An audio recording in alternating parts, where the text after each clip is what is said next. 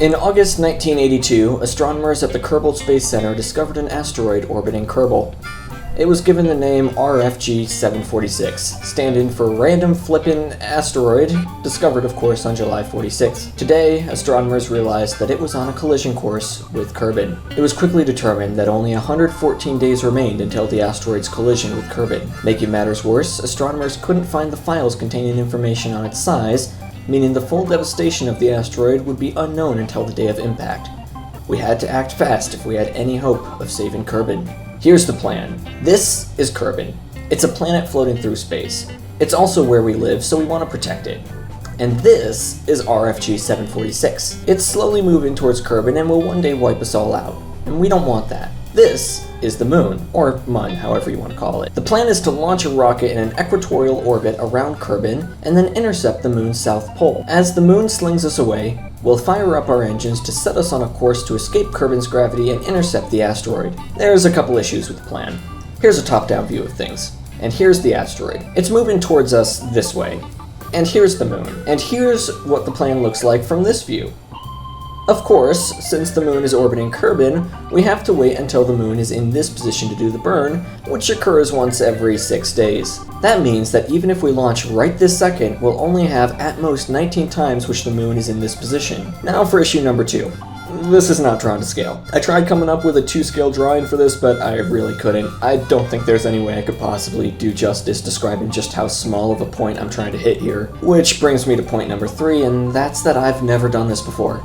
I've never even intentionally left Kerbin's gravitational influence on a mission, let alone try and hit an object like this. So the mission will be completed in 2 parts. Part 1 would be to send a simple probe out to make a close flyby with the asteroid, allowing us to determine its size. Part 2 will be to send another probe out specifically designed to target and directly hit the asteroid, the collision altering its course enough for it to safely pass Kerbin. This is a completely original idea that has never been done before, do not look it up. For part 1, I had no clue what kind of rocket or probe I'd need for this kind of mission, so I decided to use an existing probe to set a baseline. You see, after my last video, I decided to take a more sober look at the communication situation around the moon, and opted for a new probe with the same rocket design as the MIFLERP, orbiting significantly farther out than the previous probes. This will allow for greater communication coverage across the entirety of the moon. 2 lunar communication satellites, or ALCOMs, were already in orbit, with a third on the way.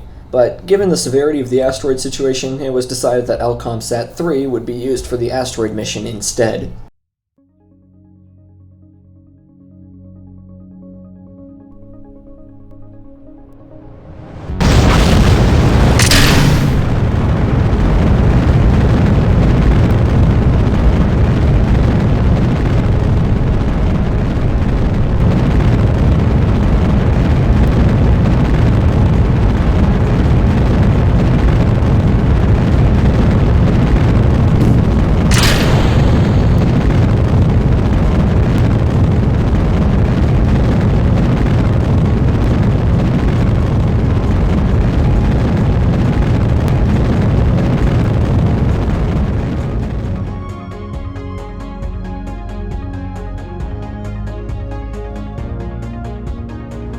With the first probe in orbit, I decided to save as much delta V as possible by starting the lunar transfer burn with the big boy rocket still attached, and then disconnecting the second stage as it ran out of fuel, firing up the probe's rocket to complete the burn.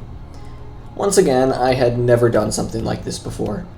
It looks like that's our best option, so we have 1 day before this transfer window opens. I just realized we should probably rename our vessel to something other than the ELCOM mission. The Kerbin Asteroid Defense Program, CADIP 1.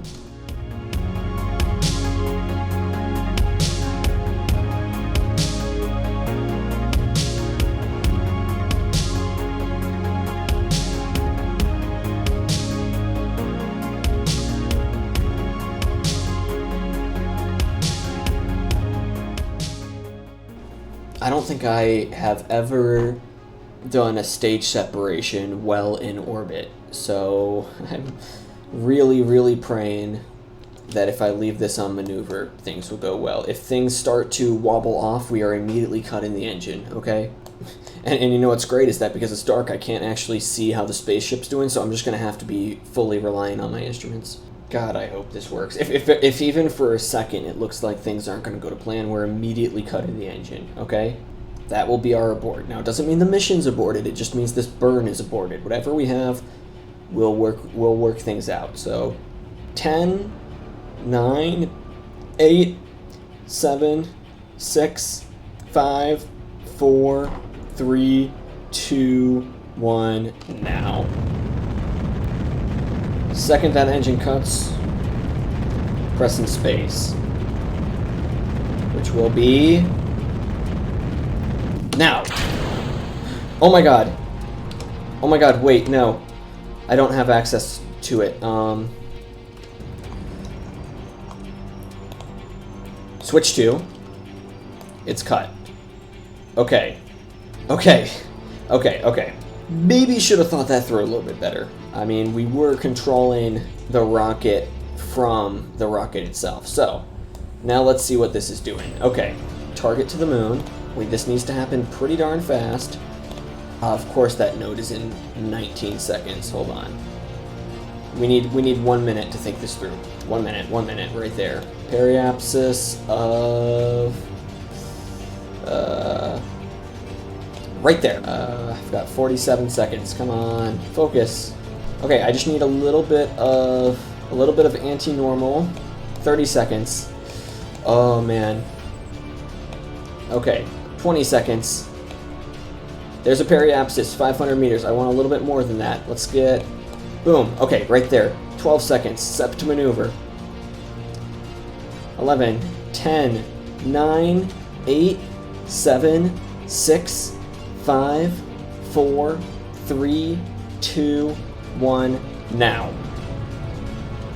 3, 2, 1, wait for the cutoff. Right there. Current periapsis of 9,400. Lunar transfer maneuver complete. That was the most stressful Kerbin transfer maneuver I've ever done.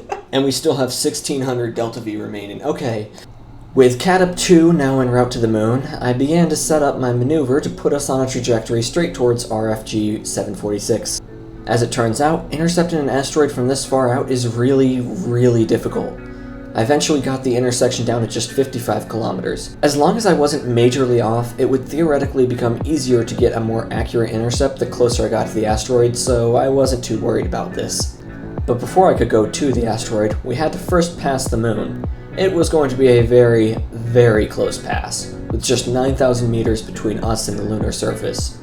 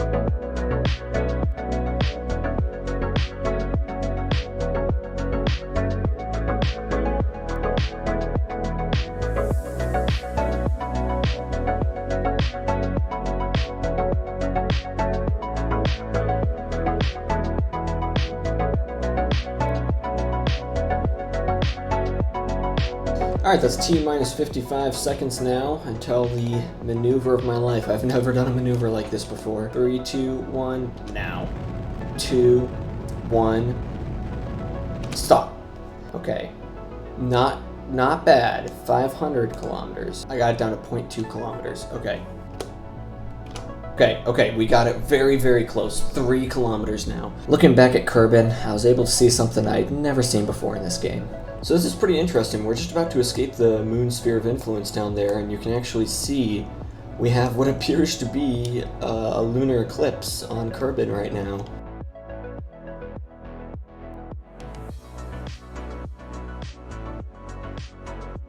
Meanwhile, on Kerbin, work was underway to prepare the Cat 2 probe for its launch at the next available window. as well as some upgrades to the original big boy rocket. It has both struts and separatrons on the boosters to make sure they stay stable and eject away when they need to. And I just added some lighting over our flags just to make them look cooler. So I took that same little probe rocket design I had before, and I just changed the payload a little bit. We've got 4 monopropellant tanks, 2 high gain antennas, some solar panels, not the same type, I forgot which ones they were, and of course some RCS thrusters, and a fancy little nose cone, which is ironic because it's actually really not necessary. I just think it looks cooler because this is basically a warhead. So I'm just going to check my staging real quick and then we'll go ahead and launch the bird. At 15 seconds, guidance is internal. 12, 11, 10, 9, ignition sequence start. 6, 5, 4, 3, 2, 1, 0. All engine running. Liftoff. We have a liftoff.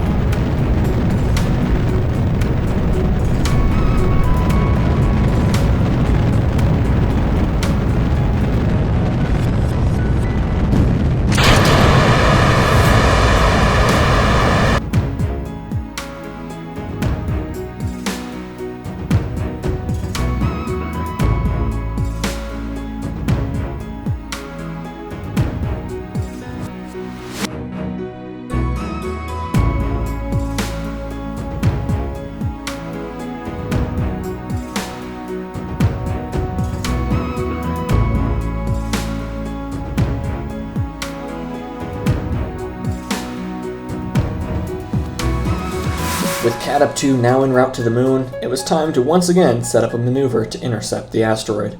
There we go, we've got an intersect. Alright, now we're starting to make some more progress. My monitor is going all funky, hold on. 12 kilometers, alright, that's awesome, that's awesome. Focusing now on our other little probe, let's go ahead and see. So we have, alright, we can get it within 300 meters.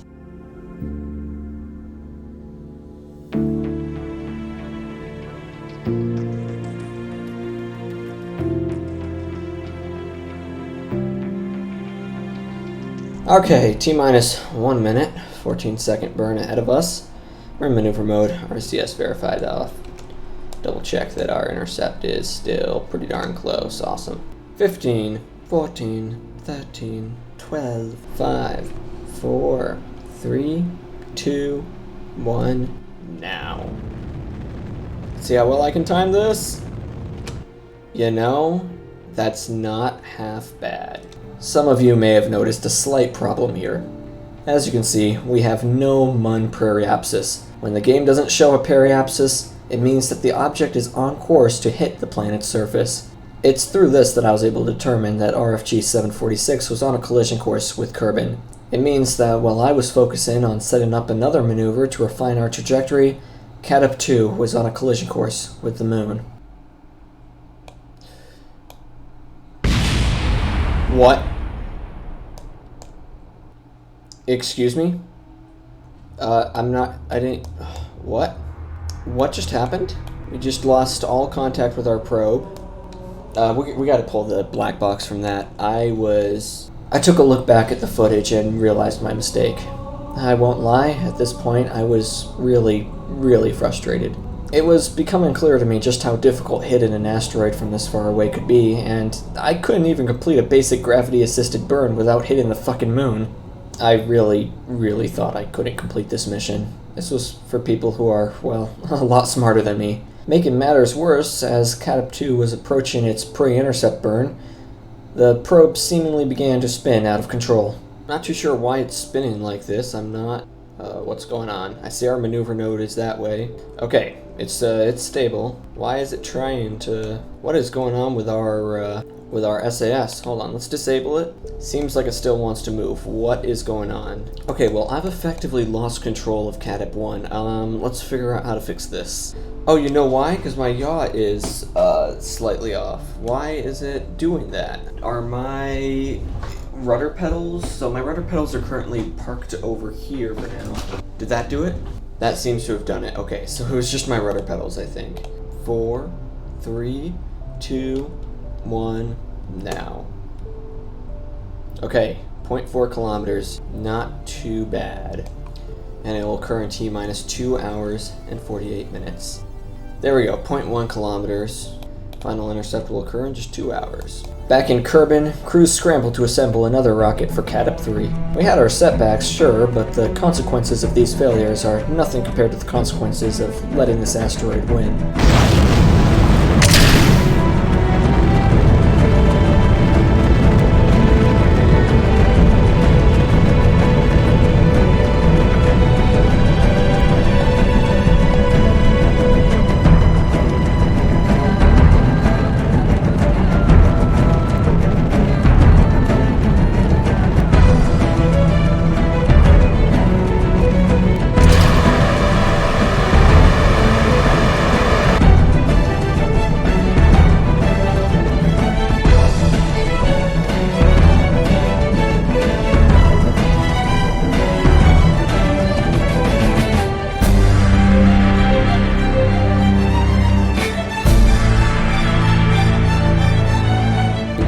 Eight, 7, 6, 5, 4, 3, 2, 1, now. That's as good as it's gonna get in T-minus 17 minutes. Now all I have to do is keep an eye out. So far, not seeing anything. You know what, we're gonna go ahead and set this to target. Is that it, or is that just a smudge? Okay, we're gonna leave orbital info on the screen. Still don't have this fucker in sight. All right, 2 minutes, 2 minutes. I'm gonna stop speeding things up now. Let's go ahead and retract that antenna, because we're probably gonna get a better view from this side. Less than 1 minute remains. Still no eyes. 30 seconds. 8, 7, 6, 5, 4, 3, 2, 1. We passed it. We just passed it. Wow. We did it, boys. Let's do some math. There was about a few seconds that I didn't think it was going to work. I'm not gonna lie. But wow, that was so cool. Cadep 1's mission, my first ever close pass with an asteroid, was a success. With that screen capture, I had all the information I needed, which led to a really funny dilemma I had. You see, I had my FOV set to the minimum possible so that I had a set value to calculate the asteroid's size off of, but I could not find KSP's minimum camera FOV setting anywhere, so I had to instead do a very janky experiment. I took 2 Kerbins and lined them up next to each other. With the camera focused on Bob, I positioned the camera such that Jeb, who was standing behind him, took up the entire length of the camera. The Kerbin is about 0.75 meters tall, and I estimated that the camera position I was at was about 1 Kerbin lengths away from Bob. Considering that I placed Bob 1 Kerbin's length away from Jeb, I determined that the camera distance from Jeb was about 1.5 meters. From there, Basic Trig can find your angle. It's not 100% accurate since in reality a lens is curved, but just shut up. I got 26 degrees, and considering how much error likely existed in this experiment, plus the fact that most video games have a minimum FOV of 30, I decided to round it to 30. Now, replaying the footage, I found the frame where it was closest, approximately 130 meters away. I made a rough outline of the asteroid to account for the probe blocking part of it and determined it to take up about 409 out of the 1080 pixels, or about 38% of the screen. Considering this, and the fact that the camera was 130 meters plus maybe 5 given the camera's distance from the probe, I determined that with an FOV of 30, the camera should be able to see 70.6 meters from 135 meters away. Considering that the asteroid takes up 38% of the screen, we figure that the asteroid has a diameter of just under 27 meters. At around the same time, admin workers at the Space Center found old paperwork that estimated RFG 746's size to be around 7 to 10 meters.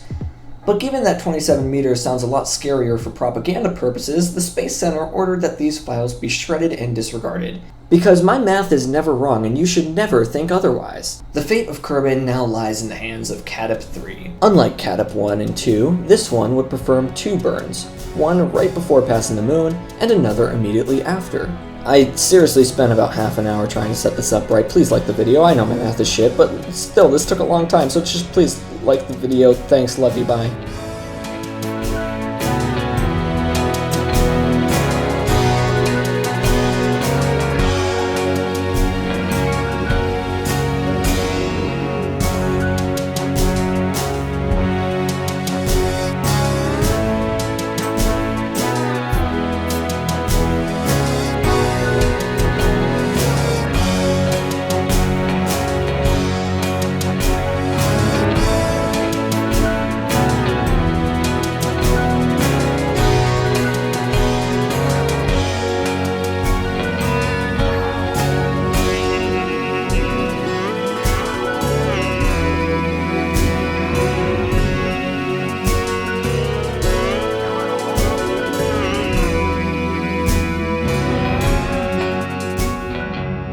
Okay, that's just over 1 hour before collision. Just be one with the space probe. 30 seconds. I am one with the space probe. I just need a tiny bit of power. Just a tiny bit of power. Boom, boom. That's it. 4, 3, 2, 1. A little bit of power. Cut. Node. 0.1 separation. 341.3 millimeters per second. I think we just intercepted. Just hoping I don't lose control of this again. But it looks like we're set to target now. And I'm going to test something. RCS on. It does get us a little bit closer, but we have 19 minutes remaining. 33 meters now. 39. 28. 14. No difference. 10 meters. That's pretty fucking close. Let's wait just 17 minutes. Before I forget, we need live updates on, honestly, all of these. We need to be able to calculate our mass later, which means I need all of my fuel tank information up. T-minus 16 minutes until impact. Intersect now stating that it's going to be about 5 meters. T-minus 10 minutes to impact. That's 8 meters with 8 minutes to impact. I think 8 is as close as we're gonna get. This is the most anxiety-producing thing ever. With 6 minutes left, let's just say one last goodbye to Kerbin. Okay, shush it, KGB.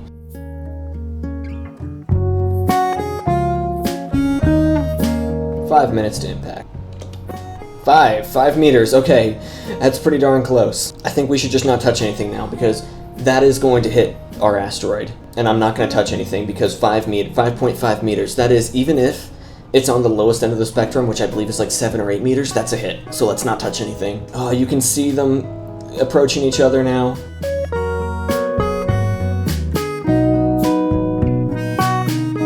One minute, 30-second remaining. Not going to touch anything. Let's pray that this works. I'm not religious, but you know what I'm trying to say. Like, we gotta, fingers crossed, see how this ends up. T-minus 1 minute to impact. T-minus 45 seconds to impact.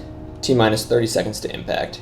T-minus 20 seconds. 15, 14, 13, 12, 11, 10, 9, 8, 7, 6, 5, 4, 3, 2, 1.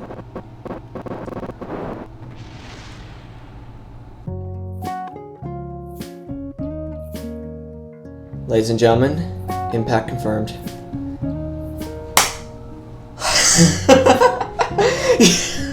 It worked!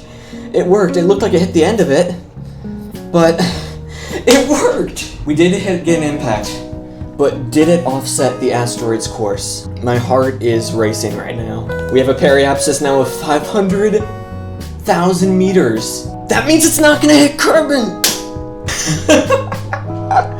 It works! I just redirected a fucking asteroid! Yes! In the days following the intercept, I attempted to use math to determine the mass of the asteroid, only to determine that the whole explosion thing kinda ruins my ability to calculate that based on either an elastic or inelastic collision. CADIP 1 still exists, although I have no clue what to do with it, so yeah, tune in next time for, I don't know, something equally stupid, hopefully.